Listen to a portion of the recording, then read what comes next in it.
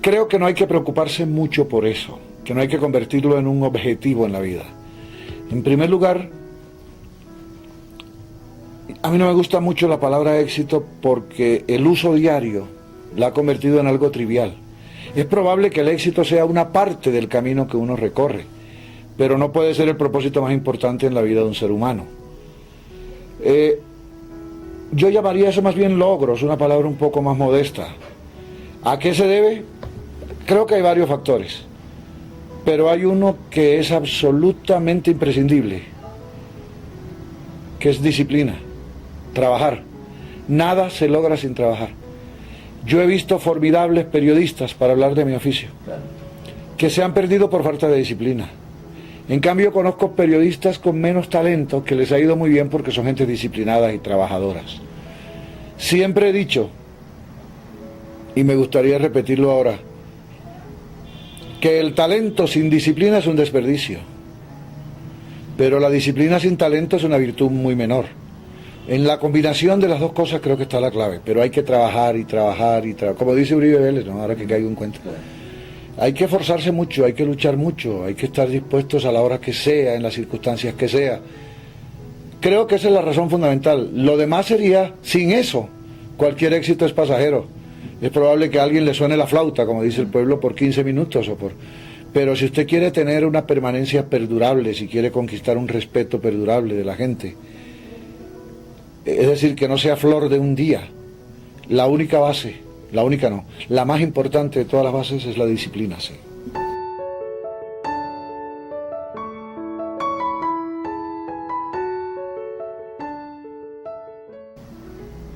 Yo tendría que responder a esa pregunta.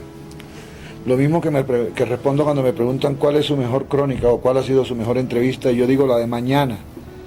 Y a veces algunos entrevistadores despistados creen que mañana hay una entrevista especial. Cuénteme, ¿a quién va a entrevistar? No sé.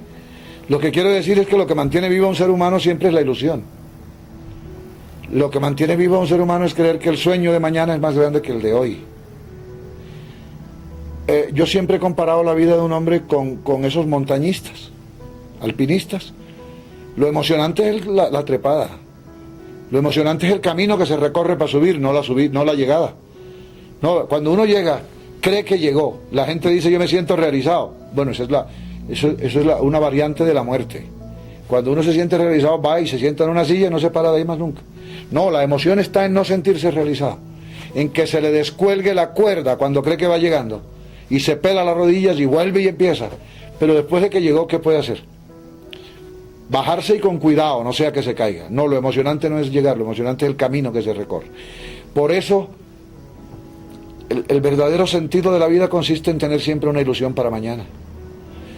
En un sentido más práctico, más concreto, ¿yo qué esperaría? Espero ver crecer a mis hijos sanos, fuertes, generosos con la gente, ojalá nobles, solidarios, que entiendan el dolor que hay a su lado. Ese sería mi sueño en este momento.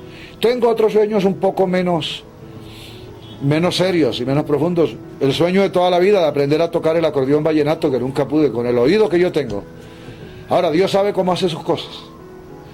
Si yo hubiera aprendido a tocar el acordeón cuando lo intenté de adolescente, yo creo que estaría feliz de bar en bar tocando todas las noches. Y no hubiera sido periodista, habría sido músico vallenato. Y bueno, eso sí, hubiera sido un buen músico vallenato, sin duda. Ese fue mi sueño de juventud, aprender a tocar el acordeón, nunca pude. Ahora, como le digo, mis sueños tienen mayor dimensión porque los sueños crecen con uno. Cuando uno crece, los sueños van creciendo. Lo importante es tenerlos. Si no hubiera ilusiones en la vida, si uno no tuviera cada día una utopía nueva, la vida no sería sino un largo ensayo antes de morirse. Nació y se pone a ensayar para que llegue la muerte, a esperarla. Lo que hace la diferencia son las ilusiones. Si uno no tiene ilusiones, le daría lo mismo morirse o no morirse, eso no tiene sentido.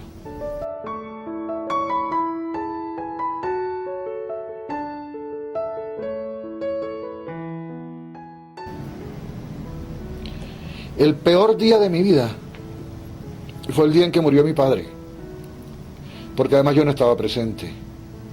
Mi padre murió en su casa de toda la vida en San Bernardo del Viento. yo estaba trabajando en Barranquilla. Y además había problemas de teléfono en San Bernardo del Viento, dificultades de comunicarse, me enteré tardísimo. No quise, fui a San Bernardo del Viento, llegué a tiempo incluso para el sepelio, pero no quise ir, me quedé en mi casa. Acompañé el ataúd de mi papá sin verlo. San Pablo decía una cosa que a mí siempre me ha llamado la atención. San Pablo, que era un intelectual formidable, el gran divulgador del cristianismo. San Pablo es casi un coautor del cristianismo con Jesús, porque San Pablo fue el que lo divulgó. Y en una de sus famosas cartas, de sus epístolas, decía: si uno recuerda con una sonrisa a los seres muertos, si uno prefiere recordar los ratos buenos que pasó con ellos y no los malos, muerte, decía San Pablo, esa es su frase, muerte, ¿dónde está tu victoria? Yo a la muerte no le doy la posibilidad de tener esa victoria. Yo nunca veo un cadáver de un ser querido ni de un amigo. Yo prefiero recordar a mi padre enseñándome los libros, inyectándome el amor por la lectura. Ese fue el peor día de mi vida, sufrí muchísimo, porque sabe que uno se acostumbra a la idea de que su padre nunca se muere, sus padres. Yo por lo menos siempre pensé que era lógico que iban a vivir toda la vida. Vivieron casi 60 años juntos, mi padre y mi madre. Luego ella se vino a vivir a Barranquilla, muerto mi padre, con nosotros y con sus hijos, con los demás, mis hermanos. Y un día decidimos enterrarlos en un par de tumbas muy pequeñas, pero juntas, una al lado de la otra, en un cementerio muy bello, lleno de sol, que hay en el camino al mar, entre Barranquilla y Puerto Colombia. Y finalmente los unimos, trajimos sus restos de San Bernardo del Viento, ella murió en Barranquilla. Y yo les he dicho a mis hermanos que yo quiero hacer una lápida para ponerla, una lápida común, es decir, una lápida que cubra las dos tumbas, que diga: ni la muerte pudo separarnos. Ahí siguen unidos en la fosa común, después de muertos. Y ellos vivieron juntos toda la vida, unidos. Por eso yo creo que es mucha más bella la frase de hasta que ni la muerte los separe, que la frase de hasta que la muerte los separe. Ese fue el peor día de mi vida.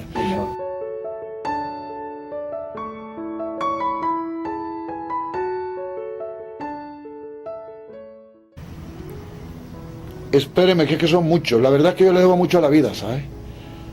Yo podría cantar como Violeta Parra, gracias a la vida que me ha dado tanto. Muchos. El nacimiento de mi hija, el día que nació mi hija, el día que nació mi hijo. El día que Colombia ganó el Campeonato Mundial de Béisbol. Yo era un adolescente y estaba en el estadio, con mi amor por el béisbol, que es mi verdadera afición. El día que le dieron el premio Nobel de Literatura a un amigo mío. Son muchos los días, pero ¿sabe cuál será el día más feliz de mi vida? Para ser coherente conmigo mismo, el día más feliz de mi vida será mañana. Es lo mismo que digo sobre los sueños. Siempre hay que esperar que el día de mañana sea mejor que el de hoy. No es por un infundado optimismo, es porque eso mantiene vivos a los seres humanos, vuelvo y digo. Mi mejor día será mañana, y después de mañana, pasado mañana. Y en eso consiste la alegría de vivir, me parece a mí.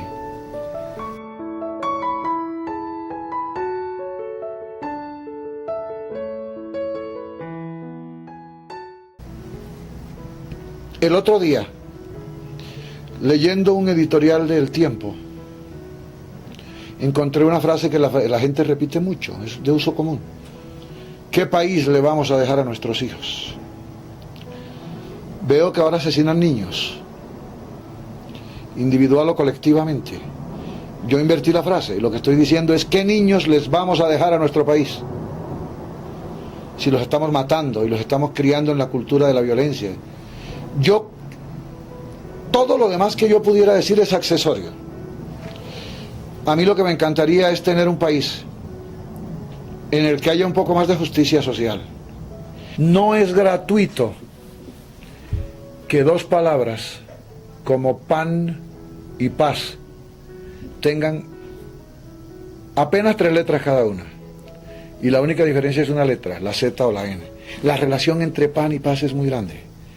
Es decir, yo sueño con un país donde nadie se quede sin comer, donde haya siempre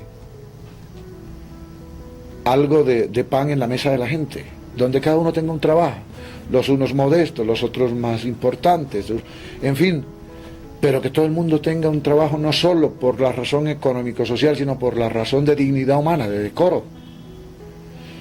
Pero todo eso va a depender de una sola condición: un país donde pongamos en práctica, es decir, comenzando por tener un país donde pongamos en práctica el más breve, el más importante y el que menos se cumple en Colombia de todos los mandatos que yo conozco, que es no matarás. Son 2 palabras únicamente y no dan lugar ni a disquisiciones ni a especulaciones, son categóricas y contundentes: no matarás. Si de mí dependiera, y estoy hablando en lenguaje figurado, yo fundaría este nuevo país con un código civil que tiene un solo artículo que dice no matarás. Después de eso todo lo demás es posible, por eso le digo que son subsidiarios todos mis sueños. Un país donde los niños no los asesinen cuando salen a un parque a jugar. Un país donde, como le digo, las madres tengan algo que poner en la mesa de sus hijos. Donde cada hombre tenga un empleo para su propio decoro, para que se sienta útil. Ese es el país que yo sueño. Arranque por no matarás. Cumplamos con eso y verá que todo lo demás es posible. Bueno.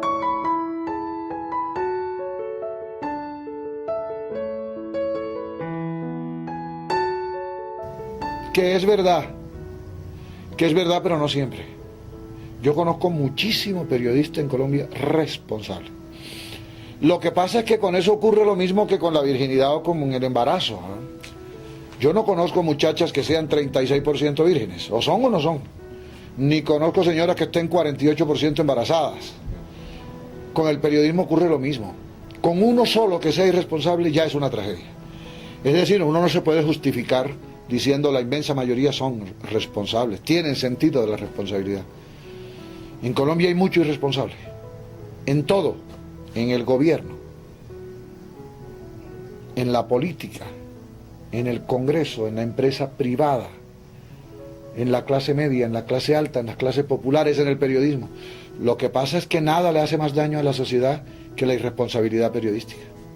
Un periodista irresponsable es más peligroso que un terrorista.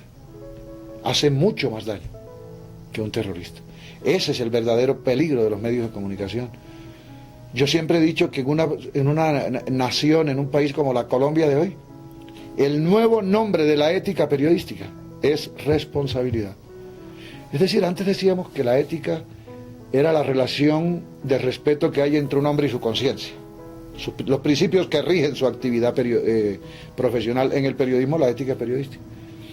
Yo creo que ya eso se refleja sobre la sociedad entera. Ya no es un acto individual de un periodista ser ético, ¿no? Porque la irresponsabilidad daña a la sociedad. De manera que si un acto antiético le hace daño a toda la sociedad, es hora ya de considerar que la responsabilidad es uno de los elementos de la ética. Pero vuelvo y le digo, yo soy un utópico, yo soy un idealista, un iluso. Yo sueño con que todos los periodistas sean responsables.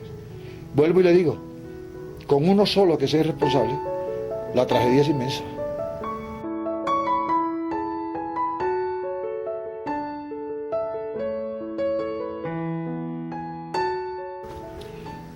No hablamos nunca de trabajo. Esa es una condición que nunca se ha escrito. Naturalmente en la puerta de la casa no hay un reglamento interno de relaciones como en las empresas. Pero nunca hemos sentido la necesidad, y creo que todos, mi mujer, mis hijos y yo, nos damos cuenta de que es mejor no hablar de trabajo. Sobre todo porque mi mujer es periodista y yo también. Entonces sería aburridorcísimo. Con mis hijos yo hablo mucho de otros temas. A mí me interesa mucho ir a los jóvenes, ver qué les preocupa, como a la gente en la calle, lo que decía hace un momento de cuando yo podía salir a caminar. A mí me interesa ir a las universidades que me invitan, a los colegios, a los seminarios, a las conferencias, no tanto para que ellos oigan lo que yo pienso, sino para yo oír lo que ellos piensan, por dónde oyen los muchachos que sopla el viento. Eso lo hago mucho con mis hijos. Con mi mujer tenemos una relación muy casera, muy hogareña, no vamos casi nunca a nada. Ya nos hastiamos de haber ido a todos los cócteles del mundo, a todas las fiestas del mundo, a todas las cosas del mundo, para terminar descubriendo cuál es el verdadero alcance de un proverbio árabe que yo no entendía muy bien y ahora en experiencia propia lo entendí, que dice que en este mundo no hay como Dios y la cama de uno, es decir, la casa de uno. Esa es mi relación básicamente. En la casa mandan todos menos yo. A mí me parece que eso pasa en todas las casas. Y ha cambiado una cosa que antes se daba por descontada. Siempre preguntaban, con un poco de tontería, ¿quién manda en su casa, usted o su mujer? No, hoy ninguno de los dos, hoy los que mandan en la casa son los hijos, por lo menos en la mía. Y después mi mujer, y después la muchacha de servicio que decide lo que hace, y después el señor de la esquina, todo el mundo menos yo. Lo que hay en mi casa, lo que le quiero decir, es un buen experimento de que el poder es despreciable. Yo no ejerzo ninguna clase de poder por eso. No hay nada que me ofenda más a mí en mi vida que cuando me dicen es que el poder de los periodistas, es probable que sea cierto. Lo que me ofende es tener que aceptarlo, yo no lo acepto. Y en mi casa es igual. En conclusión, yo no hago nada en el trabajo que no sea parecido a lo que hago en mi casa o que no lo podría hacer en mi casa. Por eso es que yo he dicho siempre que un periodista no tiene vida privada. No es que no la tenga, es que no puede hacer en su vida privada nada distinto a lo que hace en su vida pública o viceversa. Lo cual me ha llevado a una conclusión. El mejor periodista que yo conozco es el buen ejemplo. Usted no puede andar dándoles lecciones a la gente si no es capaz de dar buen ejemplo. En mi casa intento ser así para ser así en mi trabajo, me parece que es lo coherente, ¿no es cierto? Que uno tiene que ser congruente con lo que hace y lo que dice. Eso es lo que yo pienso sobre ese tema.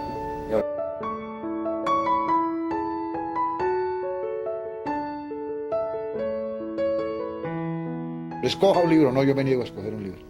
Son tantos los libros buenos que el que responda a eso es un irresponsable, me parece a mí. Lo mismo me dicen siempre en música vallenata. ¿Cuál es el mejor vallenato que usted ha oído? Muchísimos. ¿Cuál es el mejor poema que usted ha leído? Muchísimos. Pero entonces un día alguien, que me hacía la misma pregunta como usted dice, Alfonso, me replicó diciendo, entonces escoja un libro imprescindible. Le dije, bueno, ya eso es distinto. La Biblia, me parece, que es el único libro imprescindible que hay. No solo por su valor espiritual, ojo a lo que voy a decir, por su calidad literaria inclusive. Es obvio que su carácter espiritual es lo más importante, pero es que la Biblia está escrita en un lenguaje, en una belleza de lenguaje, que lo que me ha hecho pensar a mí eso es que los 4 evangelistas son los primeros 4 grandes reporteros que yo he conocido. Juan, Lucas, Mateo y Marcos. Son, poniendo un ejemplo moderno, haciendo abstracción de tiempo y de lugar y de espacio, son 4 reporteros que un periódico o una emisora o un canal de televisión mandaron a cubrir una gira. Mire, hay un señor que se llama Jesús que anda de gira, vaya y cubra eso. Y escribieron esas crónicas. El valor de eso. Un día en la universidad donde yo dicto cursos de crónica en posgrado, en los másteres, me dijeron, ¿cuál es la mejor crónica que usted ha leído en su vida? Dije, mañana se las traigo. Me llevé la Biblia y les leí la resurrección de Lázaro contada por San Marcos o por San Juan, creo. Y entonces Jesús le dijo, Lázaro, levántate y ven afuera. Lázaro se levantó, se quitó la mortaja, salió, abrazó a Jesús y se fueron. Eso es un cuento bien contado. Un mal periodista hubiera dicho, y aunque parezca mentira, Lázaro se levantó. Increíble eso. Nada. Ese es el hecho periodístico más insólito de la historia. ¿O hay algo más increíble que una resurrección humana? Nada es más increíble. Y él lo cuenta con la naturalidad de un verdadero periodista. Sin adjetivos, sin exclamaciones, sin admiraciones. Lo que pasó fue esto. Por eso es el libro imprescindible, porque es la más grande guía espiritual del mundo y al mismo tiempo es una de las obras literarias más bellas y mejor escritas que yo he leído. Ese es el único libro imprescindible.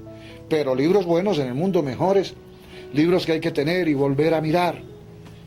Todos los que usted quiera, eso hay de todo. Ya yo no estoy leyendo, yo estoy dedicado a releer las cosas que me gustaron. ¿Lee libros de superación personal? ¿O no? Algunas veces. Mire, ¿sabe por qué? No porque sean de superación personal, sino porque yo reviso, ojeo y si me interesa leo todo lo que cae en mis manos. Todo. Catálogos de muebles, hasta novelas, hasta filosofía, hasta literatura, hasta cuentos. Yo leo todo. Todo libro merece que se le pegue una ojeada.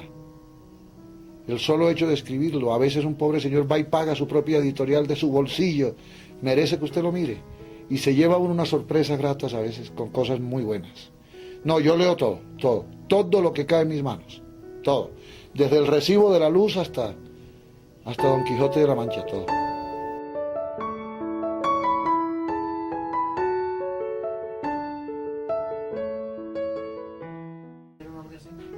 Muchísimos. El primero de todos es que no es posible ser felices mientras uno esté rodeado por tanta infelicidad ajena. ¿Cómo se puede ser feliz en medio de tanta pobreza, en medio de tantas necesidades? En Colombia hay 3 millones de personas que se acuestan sin comer todas las noches. Como si fuera poco con la situación social, entonces tenemos la situación de violencia. ¿Cómo puede uno ser feliz cuando uno ve imágenes de una población destruida, de unos pobres vecinos en Bojayá, en el Chocó, como si fuera poco con el abandono del Estado toda la vida, como si fuera poco con la miseria, ahora la muerte? No es posible. Yo siempre he creído que la felicidad no es un acto individual. Eso sería una curiosa mezcla de felicidad con egoísmo, y los dos términos se contradicen, son contrapuestos. A mí me parece que la felicidad también depende de factores externos, del entorno, del ambiente que lo rodea a uno. Uno no puede encerrarse en una campana de cristal y decir, como yo no tengo problemas, yo soy feliz. Yo no tengo secuestrados, yo no tengo muertos, en mi casa no, en mi familia no ha habido atracos, en mi familia no pasamos hambre. Eso sería una estupidez monstruosa. Ese es el individualismo que yo no acepto. Yo creo que una de las palabras más bellas del idioma, no solo por su sonoridad, sino por lo que significa, es solidaridad. Y solidaridad no es salir a regalar un colchón el día que hay una inundación. Solidaridad es sentir que todos los días pasan alrededor de uno unas cosas que no permiten ser felices. Mire, por eso yo tenía la costumbre, muy agradable por lo demás, de salir a caminar por las calles. Aprovechaba para hacer ejercicio, que buena falta me hace. Pero sobre todo me paraba a hablar con la gente en las esquinas, con un vendedor de dulces, oír sus problemas, oír sus inquietudes, que lo oriente a uno la gente para saber por dónde vienen las preocupaciones de la opinión pública. Me paraba a hablar con un taxista, con la vendedora del supermercado. Desgraciadamente la inseguridad ya no me lo permite, ¿no? Ya las gentes que nos protegen a nosotros no me permiten hacerlo. Eso para mí es un placer hablar en este tipo de programas, que se ocupan de asuntos un poco menos triviales, un poco menos perecederos, temporales, asuntos más serios. Me alegra mucho, y a las gentes del Oriente, a todos, en el Cesar, en el norte de Santander, en Santander, su tierra, nuestra tierra, un gran abrazo a todos. Yo deseo, ahora que usted me dejó la tarjeta, deseo invitarlos, porque si un programa se llama El Mejor Día de tu Vida, caramba, lo que están es invitando a la gente a reflexionar. Yo quiero invitarlos a todos, los domingos a las 9 de la mañana, Canal TRO, Televisión Regional de Oriente. Me lo aprendí, aunque parecía increíble. Un abrazo a todos y que le vaya muy bien.